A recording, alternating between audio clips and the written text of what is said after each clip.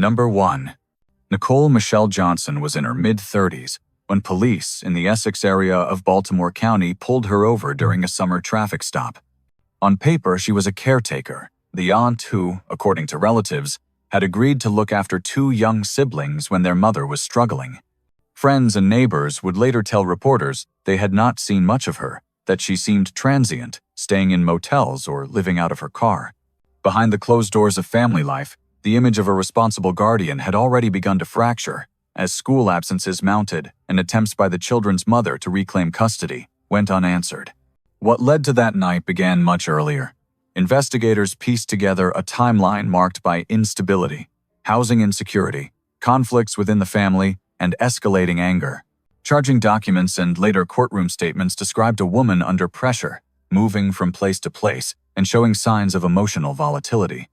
In interviews with detectives, Johnson referenced explosive arguments and admitted to incidents that, in hindsight, read like turning points, moments when frustration and isolation hardened into something far more dangerous. The discovery unfolded during a late July stop in the year 2021, when an officer approached Johnson's car and noticed indicators that something was terribly wrong. The vehicle carried improper tags and was set to be towed. As the encounter continued, the officer's suspicions deepened, leading to a search of the trunk. There, authorities found the remains of Johnson's 7-year-old niece, Jocelyn Johnson, and 5-year-old nephew, Larry O'Neill, children she had been entrusted to care for. Johnson told investigators that months earlier, in the spring of the year 2020, Jocelyn died after a violent outburst in a Baltimore motel. Johnson said she concealed the body and continued to drive with it concealed in her car. She later said Larry died in roughly May of the year 2021 and that she placed him beside his sister. The details were stark, but the narrative that mattered most was simple. 2 children had been missing from their communities, and the adults around them had not found them in time. Detectives tracked school records, family statements, and motel stays to build a timeline. Johnson's own words to police, along with forensic findings and the condition of the vehicle, formed the backbone of the case. The traffic stop originally for tags and insurance issues became the critical break. Public reaction was immediate and anguished. Extended family members spoke of warning calls to authorities and of a slow-burning fear that something was wrong. In the legal arena, the Baltimore County State's attorney pursued charges centered on child abuse resulting in death. As the case moved forward, Johnson entered guilty pleas to 2 counts tied to the deaths. Experts who reviewed the case for news outlets emphasized a pattern more often seen in prolonged neglect and family isolation than in calculated predation. A caregiver already under strain, cut off from support, and spiraling into secrecy after a first fatal incident. Prosecutors argued that her decisions after each child's death, concealment, evasion, and the refusal to return the children demonstrated consciousness of guilt and a chilling indifference. Defense arguments pointed to instability, poverty, and mental health stressors, but the court focused on the sustained nature of the harm and the deceptions that followed.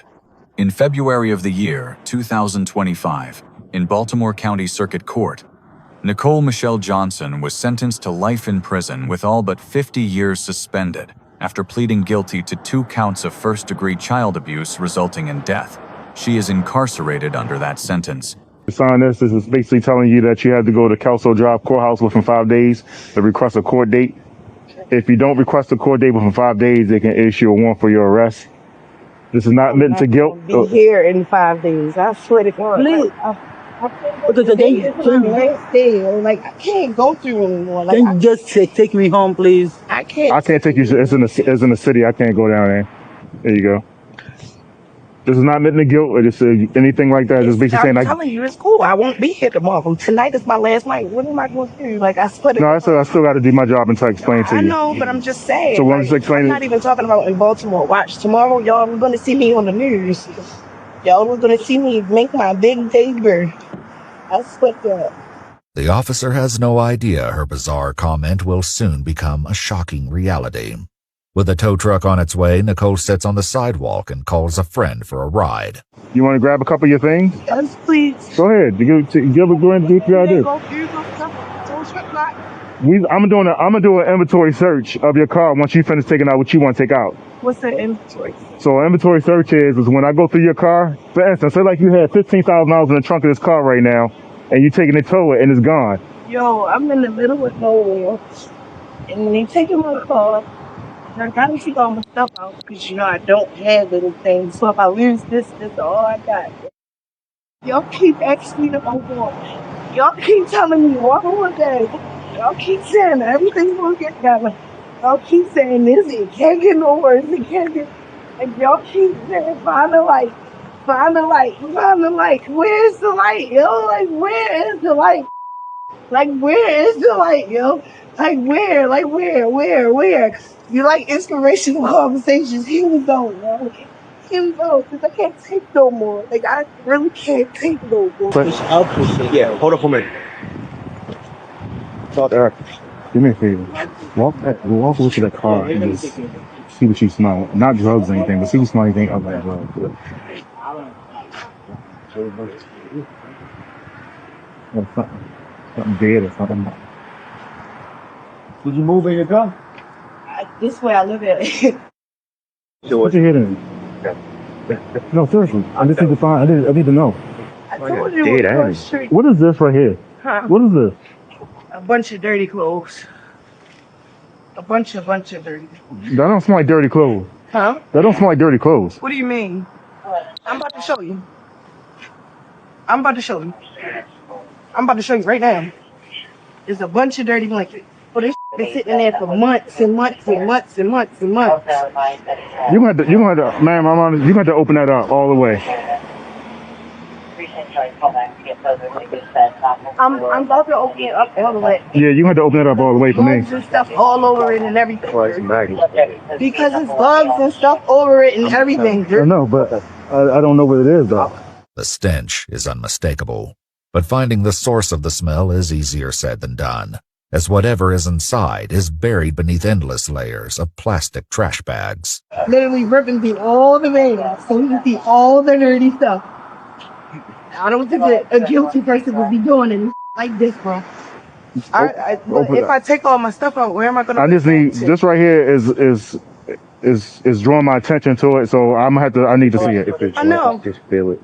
That's why I'm trying to show you. No.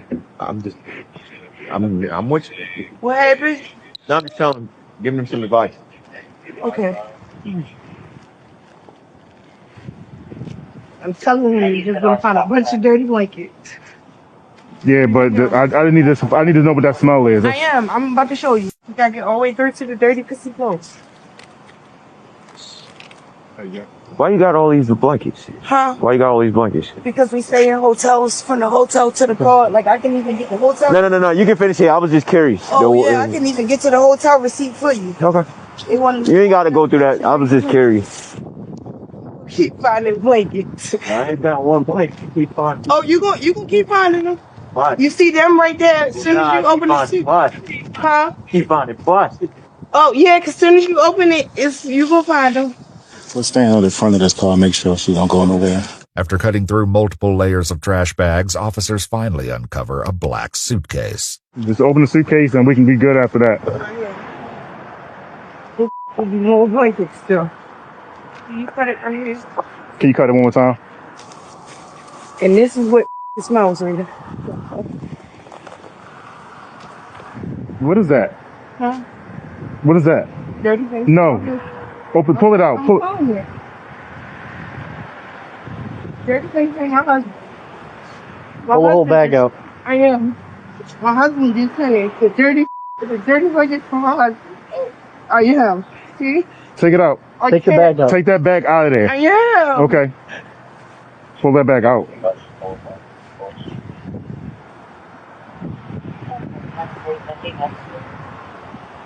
There you go. Open that bag up. Don't be see close. Don't be see close. See? See close. All see close. Open it up, ma'am. I did it. Unroll the whole thing.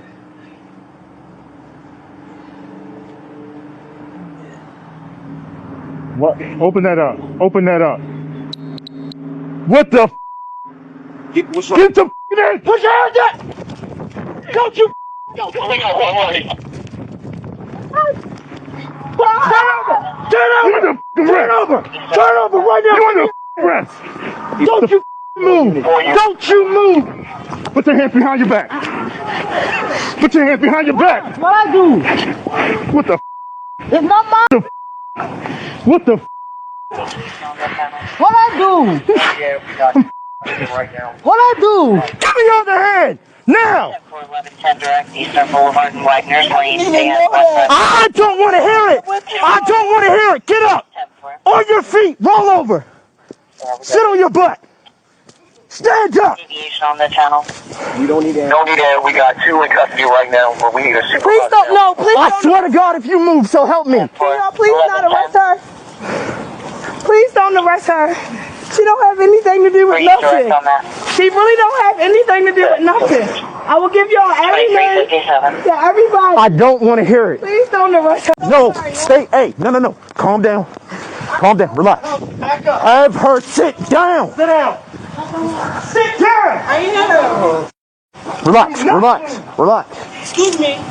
You relax. BB, just relax, BB. Keep your mouth closed. I didn't give you permission to talk. Sit down and be quiet. You okay? I'm trying, man. You okay? No. I'm trying. Listen, I need you to calm down. I need you to calm down. I'm trying. No, I need you to focus. Listen, calm down. I need you to focus. Focus on her. Hey, get over there with her. Put your mask on. All right. Put your mask on. Mask up. We're under arrest. Gloves, everything. Okay. Everybody should have gloves and a mask on. Man, yo. What's in there, bro? It's a baby, yo. Come on. Please. Relax, bro. I need you to breathe.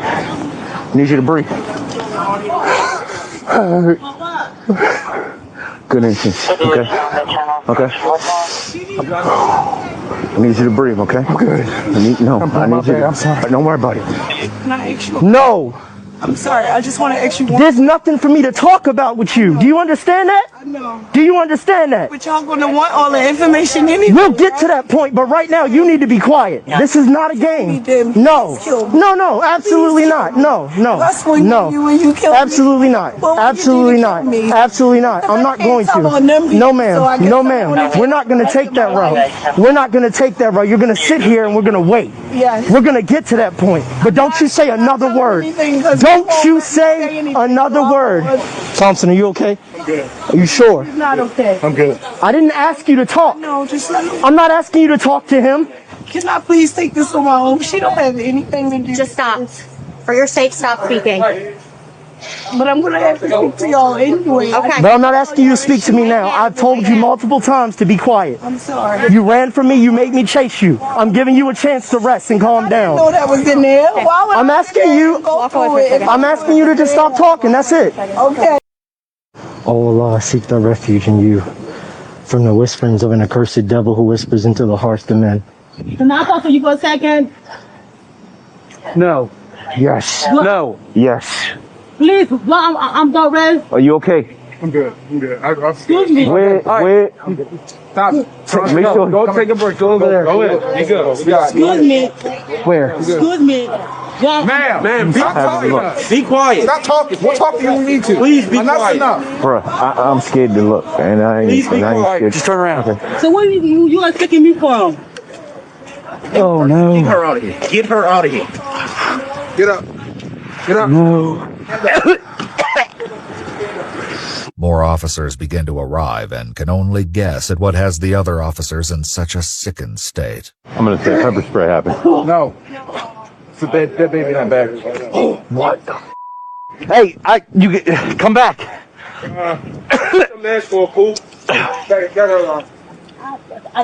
It looks like a kid that's curled up in there. I don't want to look, right?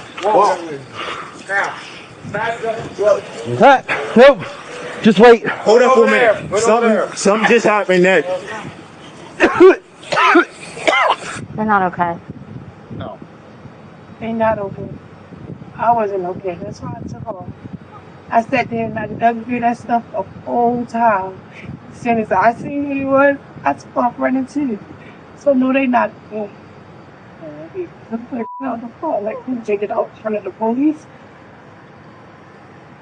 He's speeding around with the bodies in my car. I'm so dumb that I'm gonna kill you. We need to verify. We don't know what yet. this is. How do you know we're doing her? Oh God. I was not. Oh, Jesus Christ. Oh, Jesus. Alright. Oh, my God. It's a little girl. You hurt? Yeah, you need some water. Take a walk. Take a walk. I'm good. Stand there. No, I'm thinking I can't vision it. I can't vision it. What the It's messing my head up. I can't. Number 2. Bobby Sue Hodge was in her mid-60s, living as a housemate in a crowded townhouse on Simon's Court in Edgewood, Maryland, when years of simmering disputes inside the home began to spill into view. Neighbors knew her as a longtime resident who kept to herself. Inside the house, tensions had grown over space, noise, and, most critically, the fact that she was being told to move out. People who lived with her later described a woman who had become increasingly irritable and unpredictable, an older roommate who talked about burning the place down and who, on more than one occasion, left the stove on. The pressures were not subtle. According to investigators and court records, Hodge faced an imminent eviction and had clashed repeatedly with others in the home. Witnesses recalled angry exchanges and ominous remarks. These were the warning signs that, in hindsight, mapped a dissent, a sense of grievance, a fixation on retaliation, and a willingness to threaten destruction as a way to reassert control. In the language of psychologists who study domestic arson, the mix of perceived humiliation and displacement is a combustible one. In this case, people around Hodge said they heard the threats before they saw the flames. In the earliest hours of a May morning in the year 2019, a fire erupted inside the townhouse. It was about the time most residents would still be asleep when a call to 911 drew firefighters to the address. Crews battled the blaze and did what they could to pull people to safety, but the smoke and heat moved fast through the upper floors. 3 residents on the top level died that morning. A 4th, rescued from a lower floor, fought to survive for months before dying of complications in the year that followed. Others escaped, including one man who jumped from a high window and suffered serious injuries. When detectives began reconstructing the scene, they noted that Hodge had gotten out quickly and that she had gathered her personal documents and belongings as she fled. The origin point, investigators concluded, was a piece of furniture on a middle floor, and witnesses reported seeing Hodge near that spot just before the flames took hold. The cause was ruled incendiary, an open flame applied to nearby combustibles. What began as a chaotic emergency became a meticulous criminal investigation. A joint team from the Maryland State Fire Marshal's Office, the Harford County Sheriff's Office, and federal agents with the Bureau of Alcohol, Tobacco, Firearms, and Explosives interviewed residents, canvassed neighbors, and analyzed burn patterns, call records, and the behavior of the people who survived. Prosecutors said Hodge's statement shifted, that her timeline did not hold, and that her earlier threats matched the physical evidence. In the fall of the year 2022, a Harford County jury found her guilty of first-degree arson, 4 counts of felony murder, and 3 counts of second-degree assault. The initial sentence imposed after that verdict amounted to multiple life terms. The case did not end there. An appellate ruling later sent the matter back for a new trial, after the court determined a required hearing on her complaints about counsel had not been held. Prosecutors retried the case. In the summer of the year 2025, Hodge was again convicted and returned to circuit court for resentencing. The judge, Paul Ishak, structured the punishment count by count, explaining that each life lost merited its own measure of accountability. The state's attorney's office emphasized that Hodge had been threatening arson, had been seen moving away from the ignition area as the fire began, and had left the building with her identification and valuables. Family members of the victims spoke publicly about their grief and their fear that appeals might unravel the outcome. They thanked firefighters and investigators whose work preserved the case. Experts who reviewed the record for local outlets described a profile rooted less in thrill-seeking than in anger and displacement. The triggers were domestic and immediate: a pending eviction, interpersonal conflicts, and an escalating pattern of menacing talk that foreshadowed action. While there is no publicly released clinical diagnosis, the timeline reads like a classic retaliatory arson inside a fragile living arrangement. where a perceived loss of control is answered with fire. In July of the year 2025, Bobie Sue Hodge was sentenced to an aggregate term of 180 years in state prison, comprising consecutive terms for 4 counts of felony murder and additional consecutive time for 3 counts of assault. She is incarcerated under that sentence. Number 3. Bobie Barncord was in her early 30s when Baltimore detectives began to connect her name to the abduction of Tiffany Jones, a young mother from South Baltimore. Friends and acquaintances knew Barncord as a Glen Burnie resident who drifted between jobs and social circles, often traveling with people who moved fast and lived on the margins. Tiffany Jones, 29 years old, had a wider world. Children who depended on her, relatives who checked in, and a neighborhood where people recognized her face. By late summer, those 2 lives crossed in a way that would leave families searching for answers and a city following each development with a quiet, mounting grief. Tensions that summer were raw and personal. Witnesses later told investigators that an argument flared around a missing cell phone, and Barncord believed Tiffany had taken it. In the days that followed, the conflict did not cool. What had begun as a dispute over property hardened into suspicion and talk of payback. Prosecutors would later describe a mindset shaped by grievance and fueled by peers who were willing to escalate. In interviews after her arrest, Barncord herself pointed to that phone as a trigger, an explanation for why she followed orders, why she kept driving, and why she did not walk away when there was still time. On the afternoon of August 21, 2018, on Poteet Street in South Baltimore, the confrontation turned into an abduction. A man known on the street as Philly, later identified as Willard Turner, held a knife as Tiffany was forced into a dark pickup. Barncord, by her own account, was behind the wheel. Through that night and into the next day, the search for Tiffany ran on rumors and worried phone calls. Firefighters were ultimately sent to a vacant house in South Baltimore, where smoke had been reported. Inside, they found Tiffany. Investigators would later testify that the scene showed signs of a deliberate attempt to destroy evidence, bindings, accelerant, and the speed of the fire. The details in open court were stark but spare, the legal language careful, the focus placed on how the crime moved from the street to the house, and on the choices made at each step. Detectives moved quickly. They traced the tag of the pickup to Barncord's family and secured a warrant to search the vehicle. In the back seat area, they found Tiffany's shoes. Investigators also recovered a large knife consistent with the one seen during the abduction, and laboratory testing later reported Barncord's DNA on the handle. When questioned, she waived her rights and admitted she had participated driving the truck during the kidnapping, restraining Tiffany, and pouring lighter fluid while another person ignited the flames. She told detectives the cell phone dispute was part of her motive. Those statements, combined with physical evidence and witness accounts from the street, formed the backbone of the case that prosecutors would carry into court. A Baltimore City jury found Barncord guilty in late April of 2023. The counts included first-degree murder, kidnapping, conspiracy to kidnap, and arson. Reporters in the courtroom described a quiet, tense atmosphere as the verdicts were read. Family members of Tiffany Jones, who had attended hearings across multiple years and postponed trial dates, spoke about the draining weight and the relief of seeing the process finally reach a decision. The case had already produced another outcome. Willard Turner, the co-defendant identified as Philly, had been sentenced in early 2020 to life plus additional years for his role. Analysts who reviewed the filings for local outlets framed the psychology of the crime around personal grievance and group dynamics rather than premeditated predation alone. They pointed to a chain of decisions, a theft allegation that metastasized into retaliation, deference to a more dominant partner, and the numbing effect of moving with a group that normalizes violence.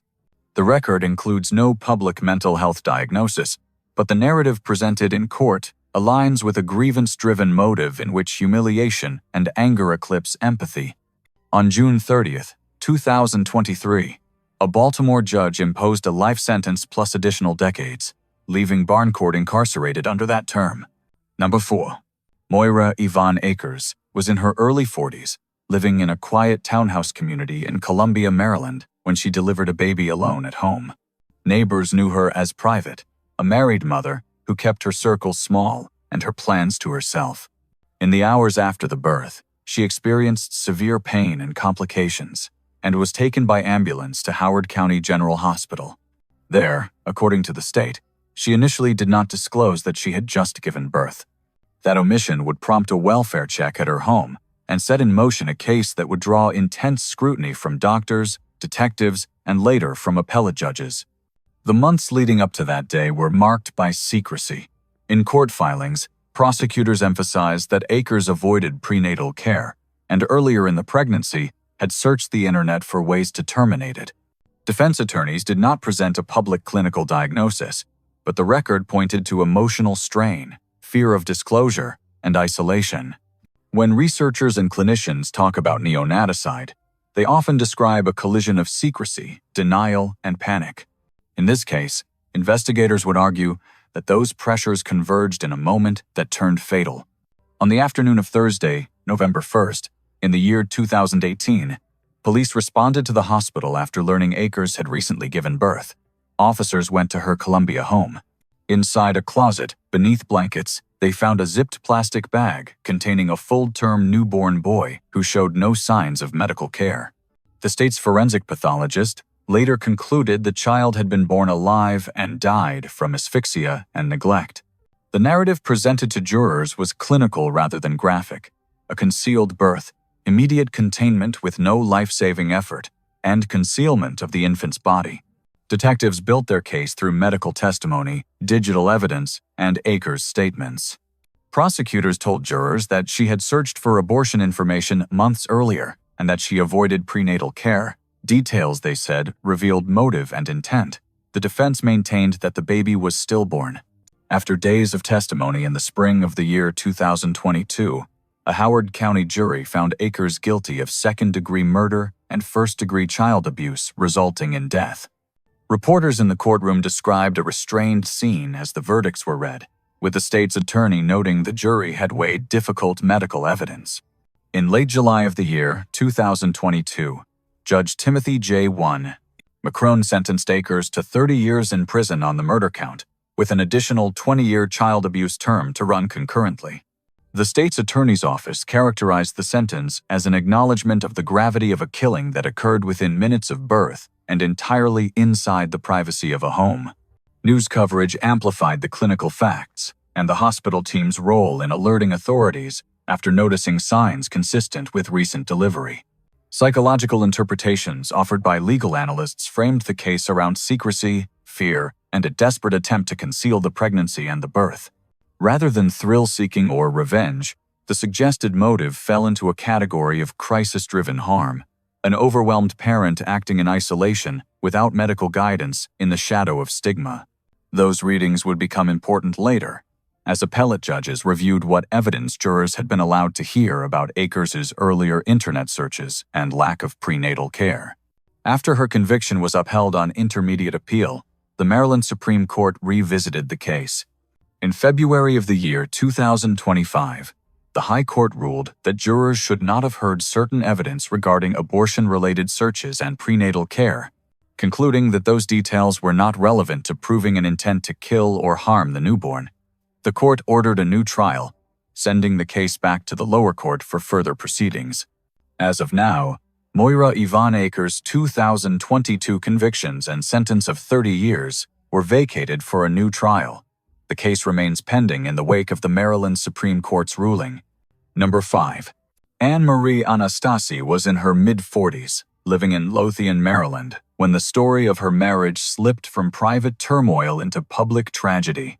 She and her husband, Anthony Joseph Anastasi Jr., had once presented a suburban normalcy to neighbors, but inside the house, the boundaries had shifted. A younger woman, Jacqueline Irene Riggs, had moved into the home and, by that fall, Anthony and Jacqueline were living together in the basement, while Anne remained upstairs. The marriage reduced to arguments and accusations. Police and prosecutors would later say that the household had become a love triangle, with open resentments and whispered plans. Those who followed the case learned of mounting stressors, conflict over control of the home, jealousy, and the disintegration of a relationship that had once appeared stable. Court filings described emotional volatility and an escalating sense of grievance. Investigators said Anne confided in her teenage daughter and the daughter's older boyfriend, drawing them into adult decisions they could not undo. The prosecution's theory was simple and unsettling. Anger hardened into intent, and a family drama turned into a criminal conspiracy. On a Monday night in early October of the year 2015, the plan moved from talk to action. Anthony, then 40 years old, and Jacqueline, 25 years old, were attacked inside the home on West Bayfront Road. The state alleged that the daughter's boyfriend, Gabriel Struss, entered at Anne's direction. Anthony was shot in an upstairs room, and Jacqueline was killed in the basement where she had been living. Anne then called 911 and reported a scene meant to look like a murder-suicide. Detectives quickly found problems with that story: the location of shell casings, the absence of gunshot residue on Anthony, and inconsistencies in the way evidence had been arranged. The staged narrative began to collapse under basic forensic checks and the interviews that followed. The investigation moved with methodical speed. Anne Arundel County detectives retraced movements, seized phones, and compared statements. Prosecutors charged Anne, her 13-year-old daughter, and the daughter's 18-year-old boyfriend. As more evidence was presented to a grand jury, a fuller picture emerged of a conspiracy to remove both Anthony and Jacqueline from the home. Reporters noted how the case riveted the community: a family unraveling in public, teenagers implicated, and a mother at the center of it all. In court, Anne ultimately chose an Alford plea, a form of guilty plea that acknowledges the state has enough evidence to convict without the defendant admitting the act. She entered that plea to 2 counts of first-degree murder, and the judge accepted it after reviewing the record of the staged scene and the conspiracy allegations. The courtroom accounts describe a quiet hearing, heavy with the presence of relatives from both victims' families. They spoke later about the shock of learning that the chaos inside the house had been more than marital strife, it had been a plan. Psychological readings of the case focused on power, jealousy, and displacement. Analysts emphasized that the relationship structure placed Anne on the margins of her own home, a dynamic that may have inflamed anger and humiliation. Rather than impulsive rage alone, prosecutors described deliberate steps: recruiting younger accomplices, choosing a night when the household was divided between floors, and crafting a false narrative for first responders. Whatever the deeper pathology, the motive presented in court was rooted in resentment and control rather than thrill-seeking. In May of the year 2017, Anne Marie Anastasi was sentenced to 60 years in state prison, following her Alford plea to 2 counts of first-degree murder. She remains incarcerated under that sentence. Number 6. Morgan Lane Arnold was 14 years old when she began plotting against her father, Dennis Lane, a well-known businessman and local blogger in Ellicott City, Maryland. Friends described Dennis as active in community life and online, a voice that chronicled local development and neighborhood issues. At home, the picture was more complicated. Morgan, a high school freshman with a small social circle, had started dating an older teen, Jason Bulmer, whose influence would loom large in the months ahead. The gulf between father and daughter widened, turning everyday arguments into a sustained standoff over rules, curfews, and the people allowed in the house. Those tensions became the spark. Prosecutors later said Morgan nurtured a deep resentment, convinced that removing her father would free her to live as she wanted with Jason. Court records show the idea did not flash and disappear. It persisted, hardened, and eventually took the shape of a plan.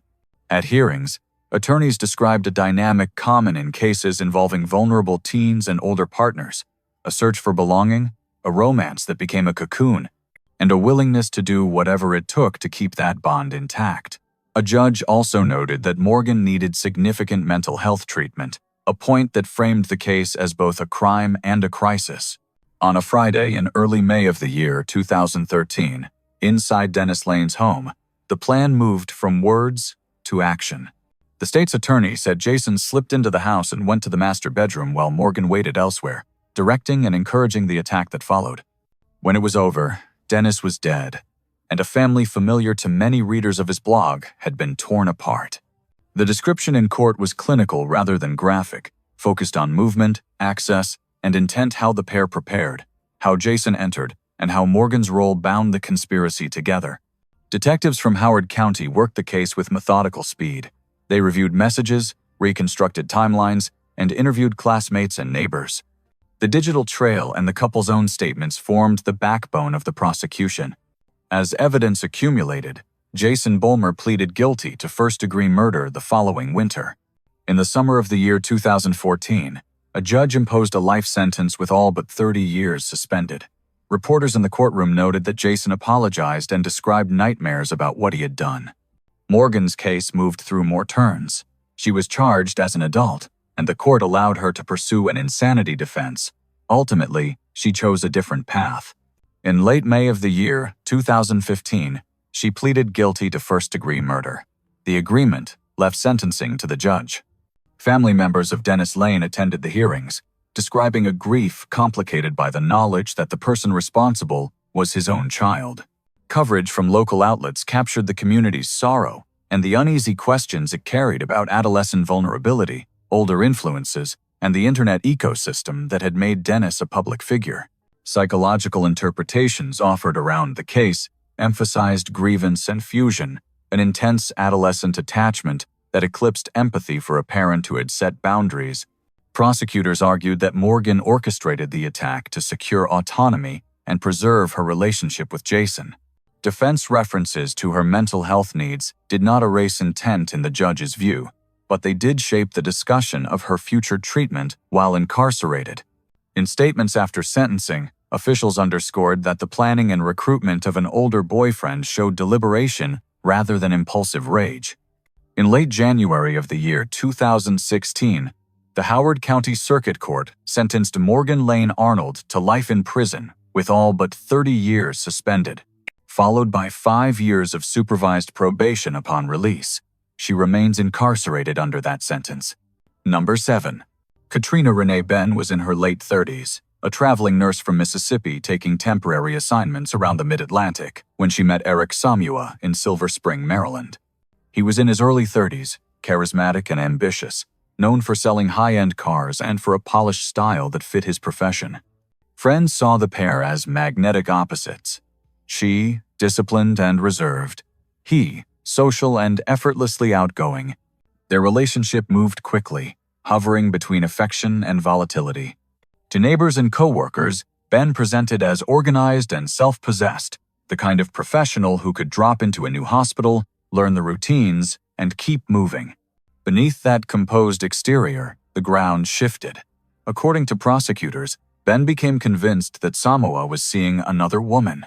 The discovery cut at pride and trust, and the distance demanded by her travel assignments heightened suspicion. Text messages grew sharper. Arguments pivoted around loyalty and control. In the language of psychologists, these are classic ingredients for an intimate partner crisis: attachment anxiety, perceived betrayal, and a narrowing focus on a single grievance. There is no public record of a formal diagnosis, but courtroom filings trace an escalating jealousy that hardened into intent. On the night of Monday, June 4th, in the year 2012, Ben went to Samua's apartment. Accounts presented in court describe a quiet scene. The two spent time together, and when the evening slowed and Samua drifted to sleep, Ben acted. The state said she produced a handgun and fired a single close-range shot. There were no neighbors awakened by a prolonged struggle, no ransacked rooms, no frantic call for help. Afterward, according to investigators, she left as calmly as she had arrived, returned to her own place, and resumed her routine. Days passed before officers entered the apartment for a welfare check. What they found confirmed the worst fears of Samua's friends, who had expected him back at the dealership and wondered why he had not answered messages. The investigation turned quickly to the weapon. A handgun recovered along a highway became the case's pivot point. Purchase records linked it to Ben. Detectives followed the paperwork, interviewed witnesses, and compared timelines. When questioned, she denied murder, but the chain of evidence, ownership of the firearm, the intimate context, and the absence of any alternative suspect gave prosecutors a path forward. In court, the portrait painted by the state was stark and methodical, a calculated killing rooted in jealousy. Jurors heard about the romantic conflict, about Ben's access to the apartment and to the gun, and about the manner in which she left the scene. The defense highlighted her career, her lack of prior violent history, and the emotional chaos of a collapsing relationship. But the narrative of planning and proximity prevailed. Reporters noted the tense quiet as the verdict was announced and the visible grief of Somoa's family, who spoke of an energetic son and brother whose absence echoed through every gathering. Experts who reviewed the record for local outlets framed the psychology in terms of possessiveness, humiliation, and an overwhelming need to reclaim control.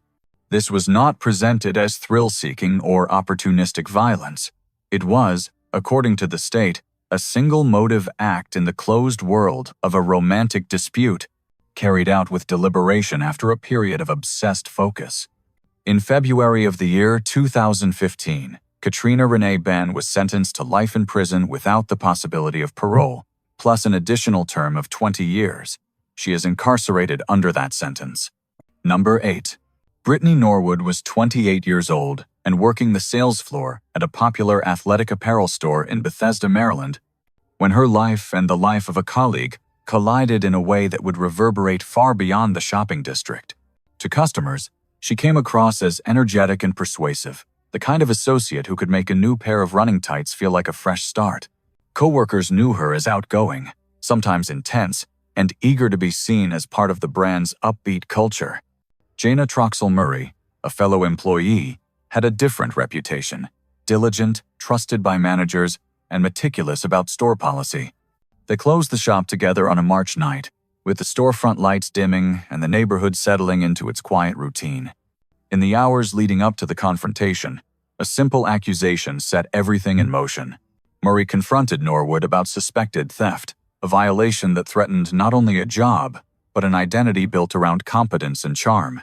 The psychology here is painfully familiar to workplace investigators: the jolt of being found out, the rush to explain, and the fear that exposure will define you.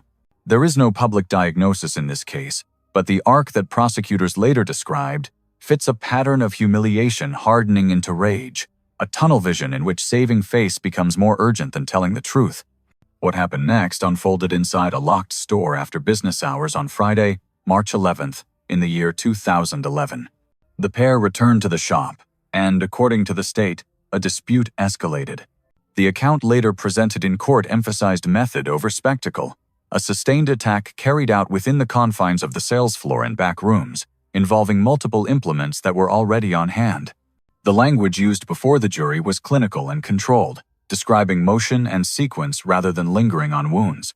When it was over, one employee lay dead, and the other moved quickly to craft a story that would redirect suspicion. Norwood staged a scene. She tied herself, scattered props, and claimed that two masked men had broken in, assaulted them, and fled. She gave details designed to spark outrage and sympathy, pointing to a random predatory intrusion, but the physical evidence pushed back from the start. Footwear impressions matched a pair of men's shoes kept in the store, not outsiders' boots. Only one woman's footprints moved through critical areas. The bindings and the so-called signs of a struggle showed the unmistakable imprint of staging. Forensic work, surveillance checks, and inconsistencies in Norwood's version combined into a narrative that anchored the prosecution. The trial drew a packed courtroom and measured careful testimony. Jurors listened as analysts walked through the evidence, and as coworkers described the differences between the women, the steady, rule-bound approach of Jana Murray, and the increasingly urgent efforts by Brittany Norwood to avoid consequences for suspected theft. There were no confessions in the classic sense, but there were shifting statements and a trail of facts that narrowed the field to one person. Family members of the victim spoke of a daughter and friend, with plans, curiosity, and a future abruptly cut short. The defense highlighted stress, fear, and confusion.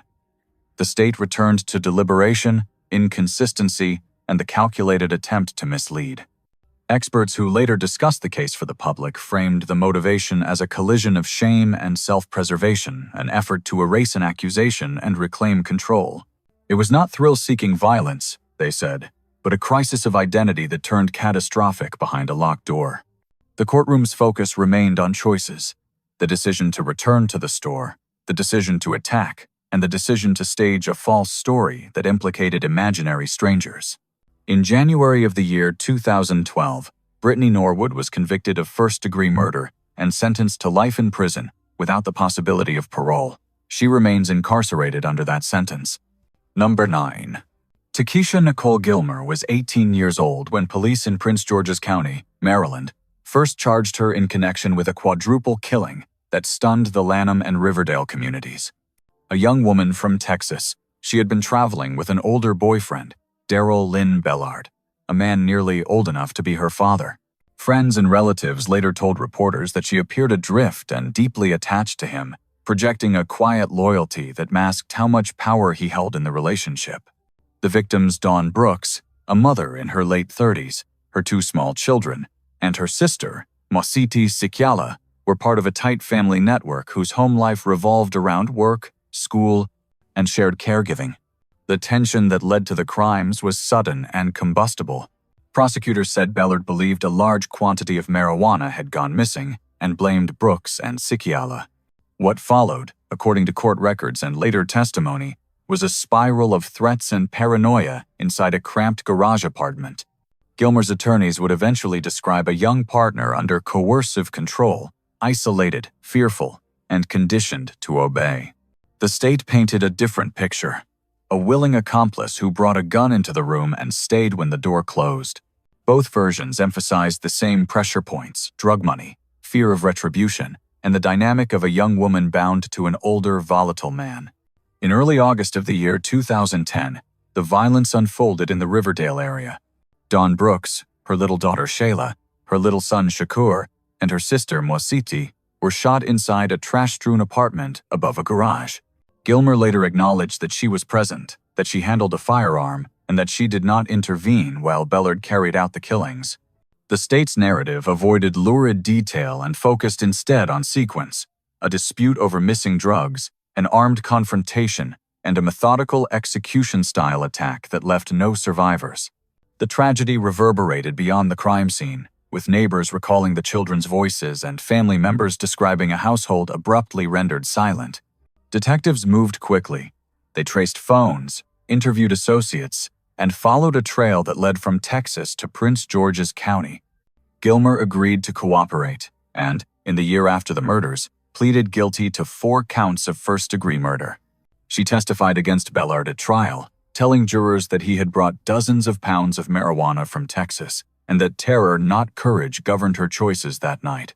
A jury convicted Bellard on 4 counts of first-degree murder in the spring of the year 2014. That summer, he received multiple life terms without the possibility of parole, plus additional decades. That fall, Gilmer was sentenced to life in prison for her role as an accomplice. Over the years, public discussion of Gilmer's psychology settled on a difficult intersection: complicity and coercion. Prosecutors maintained that she enabled a massacre over a drug dispute. Defense experts and later filings described grooming, abuse, and a pattern of domination by a much older partner. Gilmer addressed the court at sentencing, expressing remorse and describing fear that had metastasized into paralysis. For the victims' families, those explanations could not reconcile the scale of the loss, and they opposed any reduction in punishment. The legal story took a turn many years later. Judges determined that at the original sentencing, a promise to follow the prosecution's recommendation had not been honored. In late May of the year 2025, a Prince George's County judge resentenced Gilmer, citing both the procedural error and her substantial cooperation that helped convict Bellard. The court reduced her punishment to a term of 40 years, with conditions aimed at rehabilitation. Bellard remains incarcerated on multiple life terms without parole. As of now, Takesha Nicole Gilmer is serving a 40-year sentence in the Maryland prison system for her role in the murders of Dawn Brooks, Mositi Sikyala, and the 2 children, Shayla and Shakur. Number 10. Karla Porter was in her early 50s, working around her family's gas station in Towson, when a shooting there turned a familiar neighborhood stop into a crime scene. To customers, she and her husband, William Ray Porter, looked like the couple that kept the pumps running and the books balanced. Friends said their lives revolved around long hours at the station and the routines of small business ownership. Behind that public face, the marriage was strained. Karla later described years of turmoil and fear, telling anyone who would listen that she had been mistreated at home. Prosecutors would eventually argue that whatever the history inside the marriage, what happened next was not a sudden eruption, but a plan. The pressure points were domestic and constant. money worries, disputes about control, and the claustrophobia of working and living together. Karla talked about feeling trapped and unheard. In cases like this, psychologists often point to a mix of resentment and desperation that narrows a person's options in their own mind. There is no publicly documented diagnosis, but the portrait that emerged suggested a woman who believed escape would require something drastic and who began to test the boundaries of what she was willing to do. On the morning of Monday, March 1st, in the year 2010, the plan unfolded. William Ray Porter was at the family station when a gunman approached and fired. The scene, at first glance, looked like a robbery gone wrong, chaos near the counter, hurried movements, and a victim left where he fell. Karla's reaction tracked the script of a shocked spouse, a story of sudden violence, strangers, and a family business targeted at random. For a brief period, that narrative held in the community, where people grieved a familiar face and wondered how a simple stop for gas had become deadly. Detectives began to pull at loose threads. Surveillance angles did not match the robbery story. Financial records, phone activity, and testimony from people close to the couple suggested something more deliberate. As investigators mapped connections, they found relatives who, they said, had been drawn in ahead of time. The working theory shifted from chance encounter to contract killing, with Karla at its center. When the case reached a courtroom, jurors heard that she had arranged payment and that family members had helped move the plan forward. The state contrasted those steps with the staged appearance of a botched theft, telling the jury that what looked spontaneous was anything but. At trial, Karla's attorneys emphasized her claims of abuse and the slow erosion of her safety at home. They warned against ignoring years of fear. Prosecutors countered that hiring someone to shoot her husband at a place of business required forethought, coordination, and the willingness to end a life in a public setting, then disguise it as something else. Witnesses described the family's inner workings and the lead-up to the shooting. The testimony was methodical and somber, avoiding lurid detail and focusing on decisions, conversations about money, meetings that preceded the attack, and the careful construction of a cover story. Commentators who reviewed the case framed the psychology around control and calculation. If Karla's account of abuse was true, it explained motive but not method. The core of the state's theory was that resentment and the desire for freedom hardened into a plan to remove her husband permanently, with relatives enlisted to help and a public stage chosen to complicate detection. Whatever competing narratives of fear and agency existed, the legal process turned on evidence that pointed to advance agreement and payment. In August of the year 2013, a jury found Karla Porter guilty of first-degree murder, conspiracy, and solicitation in the killing of her husband. On Monday, November 4th of that year, she was sentenced to life without the possibility of parole, plus an additional 40 years. She remains incarcerated under that sentence, while relatives who assisted were also convicted and sentenced for their roles. Number Leon. Renee Bowman was in her mid-40s, a former District of Columbia resident who had moved to southern Maryland, when a child from her home fled to a neighbor's doorstep and set in motion a case that would shake an entire community. Publicly, Bowman presented herself as a single mother doing her best, a woman who had adopted 3 girls and who, by outward appearances, kept a quiet house. Behind that facade, investigators would later say, daily life was isolated and tightly controlled.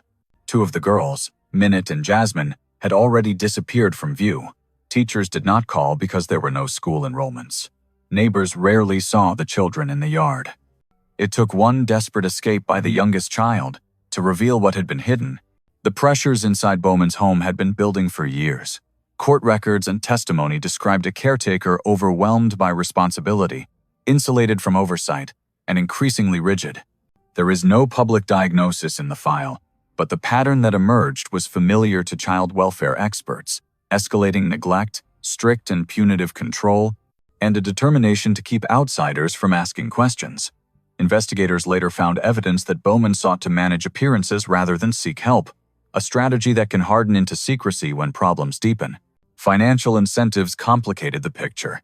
The state alleged that adoption-related subsidies continued even as 2 children were unaccounted for, adding another layer of motive to conceal what had happened. The facts came into focus after the youngest girl fled, and authorities entered the family's residence in Calvert County. Police documented a home marked by concealment. In a freezer, they discovered the remains of Minute and Jasmine Bowman, sisters who, according to medical and timeline evidence, had died long before that day. The narrative presented in court avoided lurid detail.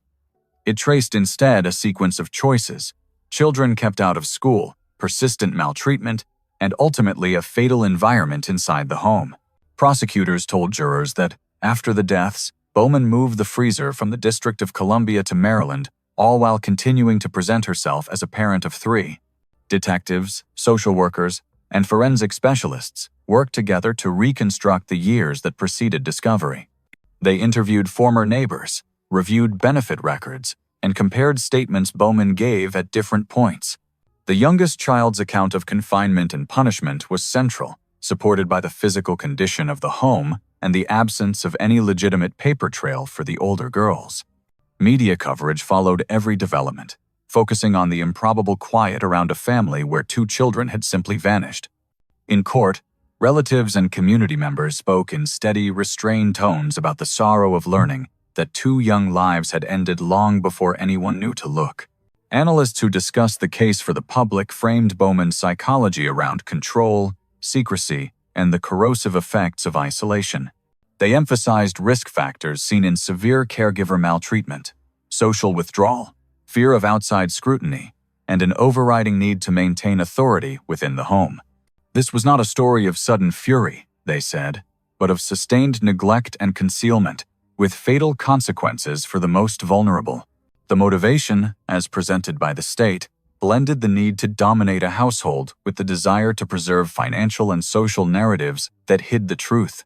In the year 2010, Renee Bowman was convicted in Maryland and received 2 consecutive life sentences, plus an additional term of 75 years. She remains incarcerated under that sentence.